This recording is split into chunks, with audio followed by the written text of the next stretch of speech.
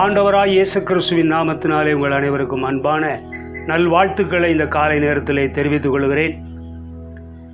சந்தோஷத்தை குறித்த காரியங்கள், ஆவிக்குரிய சந்தோஷத்தை குறித்த காரியங்களை பல ஞாயிற்றுக்கிழமை நாம் தியானித்து வந்தோம். அந்த சந்தோஷத்தினுடைய காரியத்திலே ஒரு உச்சம் என்று ஒன்று இருக்கும் அல்லவா? அப்படி ஒரு பகுதி இங்கு இருக்கிறது வேதத்திலே. ஆண்டவருக்கு மகிமை உண்டாகட்டும். அது யோவான் சுவிசேஷத்தில் அதை குறித்து நாம் வாசிக்க முடிகிறது. ஆவிக்குரிய சந்தோஷம் எப்படியெல்லாம் நாம் பெற்றுக்கொள்ள முடியும் என்ற காரியங்களை நாம் கடந்த நாட்களிலே தியானித்தோம். இன்றைக்கு அந்த வரிசையிலே உள்ளதிலே இறுதியான ஒன்றை நான் சொல்லி இந்த செய்தியை நிறைவு செய்ய விரும்புகிறேன். யோவான் சுவிசேஷத்தில் 16வது அதிகாரம், இங்கே சொன்னபடி 20வது வசனம், அதை சார்ந்த அதை அடுத்துள்ள சில வசனங்களை நாம் பார்க்க போகிறோம். என்ன சொல்லுகிறார் இயேசு? மெய்யாகவே மெய்யாகவே நான் உங்களுக்கு சொல்கிறேன், நீங்கள் அழுது புலம்புவீர்கள், உலகமோ சந்தோஷப்படும். நீங்கள் துக்கப்படுவீர்கள், ஆனாலும் உங்கள் துக்கம் சந்தோஷமாக மாறும். நீங்கள் துக்கப்படுவீர்கள், ஆனாலும் உங்கள் துக்கம் சந்தோஷமாக மாறும்.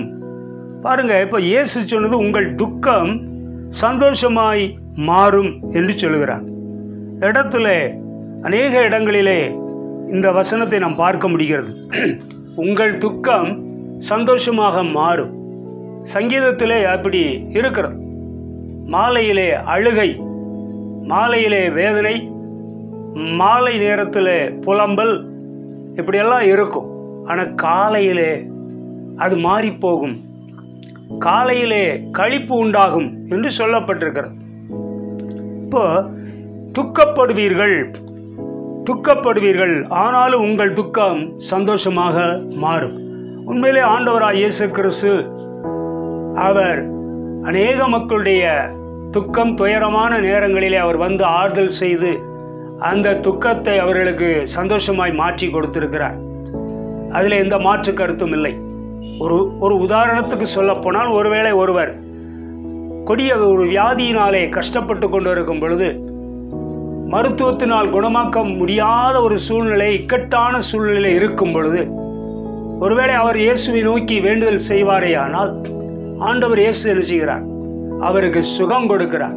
அவருக்கு இருந்த அந்த வேதனையை மாற்றி அந்த துக்கத்தை நீக்கி அவரை சந்தோஷப்படுத்துகிறதை நாம் அநேக சாட்சிகளாக உலகமெங்கிலும் நாம் அதை குறித்து பார்க்க முடியும், கேட்க முடியும்.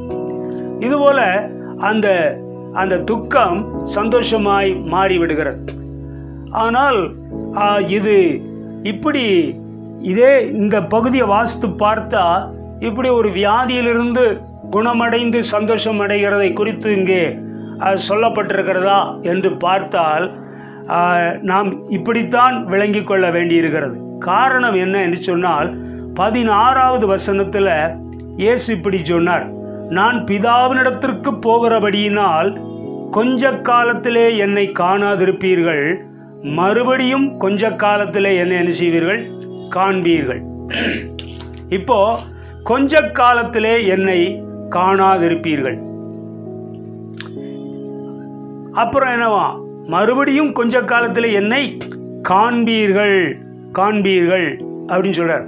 அது அந்த இடத்துல தொடர்ந்து இப்படி சொன்ன உடனே அந்த சீஷர்களுக்கு என்ன இப்படி சொல்லி ஒன்றும் புரியலையே, நான் பிதாவினிடத்திற்கு போகிறபடியினால் கொஞ்ச காலத்தில் என்னை காணாதிருப்பீர்கள் என்றும் மறுபடியும் கொஞ்ச காலத்திலே என்னை காண்பீர்கள் என்றும் அவர் நம்முடனே சொல்லுகிறதின் கருத்து என்ன என்று தங்களுக்குள்ளே பேசி கொண்டதும் அன்றி, கொஞ்ச காலம் என்கிறாரே, இது என்ன? அவர் சொல்லுகிறது இன்னதென்று நமக்கு விளங்கவில்லையே என்றார்கள். அவங்களுக்கு புரியலை அவர் சொன்னது. ஆனால் அதை குறித்து தம்மிடத்தில் கேட்கும்படி அவர்கள் விரும்புகிறதை இயேசு அறிந்து அவர்களை நோக்கி மறுபடியும் என்ன சொல்றாரு பாருங்க, கொஞ்ச காலத்தில் என்னை காணாதிருப்பீர்கள், மறுபடியும் கொஞ்ச காலத்தில் என்னை காண்பீர்கள் என்று நான் சொன்னதை குறித்து நீங்கள் உங்களுக்குள்ளே விசாரிக்கிறீர்களோ அப்படின்னு கேட்டுட்டு அவர் சொல்றாரு, நான் உங்களுக்கு சொல்லுகிறேன், நீங்கள் அழுது புலம்புவீர்கள். உலகமோ சந்தோஷப்படும். அழுது புலம்புவீர்கள். அதாவது இயேசு சிலுவையில் அறையப்பட்டிருந்த பொழுது அழாமல் இருந்திருப்பார்கள் என்று நாம் நினைக்க முடியுமா? அந்த சீஷர்கள் அழுதிருப்பார்கள். அங்கு வந்து நின்றிருந்தவர்கள் அழுதார்கள். ஸ்திரீகள் மார்பலை அடித்து கொண்டு அழுதார்கள் என்றெல்லாம் பார்க்கிறோம். அப்ப சொன்னாரு, நீங்கள் எனக்காக அழ வேண்டாம், எனக்காக அழாமல் உங்களுக்காக உங்கள் பிள்ளைகளுக்காக அழுங்கள் என்று சொன்னார் அல்லவா? இப்போ அந்த நேரத்தில் அழுது புலம்பினார்கள்.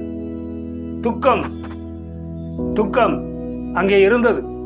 லூக்காவில் வாசிக்கும் பொழுது 2 சீடர்கள் எம்மாவு என்ற ஊரை நோக்கி போய்கொண்டிருந்த போது அவர்கள் ரொம்ப வேதனையோடு கூட துக்கத்தோடு கூட பேசி கொண்டு போகிறதை இயேசு அறிந்து அவர்களோடு கூட நடந்து போனார் என்றெல்லாம் வாசிக்கிறோம்.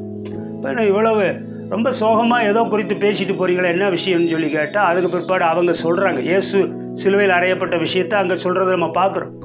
அப்போ ஒரு ரொம்ப மன வேதனையும் துக்கமும் அப்படியே இருந்திருக்கிறது அந்த எருசலேமில், இல்லையா?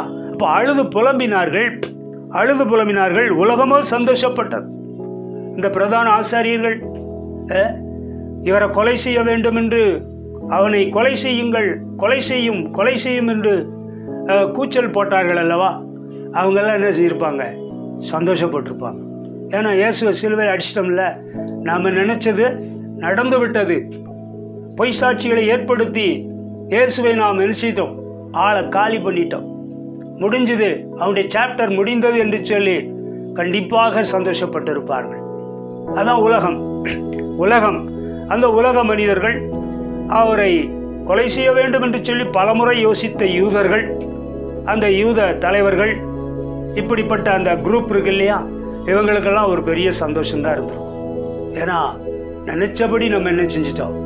சாதித்து விட்டோம், இயேசுவை கொலை செய்து விட்டோம் என்று சொல்லி அவர்கள் சந்தோஷப்பட்டு இருக்கக்கூடும். ஆண்டவருக்கு ஸ்தோத்திரம். அப்போ சீஷர்கள் துக்கப்பட்டார்கள், அழுதார்கள். அந்த இடத்துல உங்கள் துக்கம் சந்தோஷமாய் மாறும் என்ற அந்த விஷயத்தை அவர் சொன்னார். இந்த ஒரு இதை ரைட்டு. அடுத்து அதை தொடர்ந்து பார்த்தா, அன்றைக்கு அவர்கள் துக்கப்பட்டார்கள், வேதனைப்பட்டார்கள்.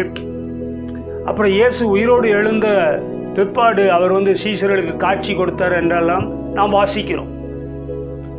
ஆனால் அந்த இடத்துல ஒரு இடத்துல பார்த்தா சிலர் என்ன செய்கிறார்கள்? சந்தோஷப்பட்டார்கள், சிலரோ சந்தேகப்பட்டார்கள் என்று இருக்கிறது. அப்போ இந்த இடத்துல அந்த இயேசு உயிர்த்தெழுந்த பிற்பாடு கிடைக்கிற அந்த சந்தோஷம் இருக்க, அது ஒரு பரிபூர்ணமாக தெரியலை. ஏன்னா சிலருக்கு சந்தோஷத்தை கொண்டு வந்தது, சிலர் சந்தேகப்பட்டார்கள். சந்தேகப்பட்டவர்கள் எப்படி சந்தோஷப்பட முடியும்? அப்போ அங்கே சந்தேகப்பட்டார்கள். ஒரு சிலர் சந்தேகப்பட்டார்கள், ஒரு சிலர் சந்தோஷப்பட்டார்கள். அப்போ இயேசு உயிரோடு எழுந்த பிற்பாடு அந்த சந்தோஷம் கூட அது அங்கே முழுமையாய் தெரியவில்லை. அப்படியானால் என்ன? அங்கே தொடர்ந்து அவர் சொல்றாரு, ஸ்திரீயானவளுக்கு பிரசவ காலம் வந்திருக்கும் போது அவள் துக்கம் அடைகிறாள். பிள்ளை பெற்றவுடனே ஒரு மனுஷன் உலகத்தில் பிறந்தான் என்கிற சந்தோஷத்தினால் அப்புறம் உபத்திரவத்தை நினையாள் என்று இருக்கிறார் இல்லையா? அந்த பிள்ளை பேறுகாலம் நெருங்கும் பொழுது ரொம்ப வேதனைப்படுவது உண்டு பெண்கள். அப்படி இருக்கும்போது அவள் ரொம்ப வேதனைப்பட்டு அதை குறித்து துக்கமடைந்து இருக்கிற சூழ்நிலையெல்லாம் உண்டு.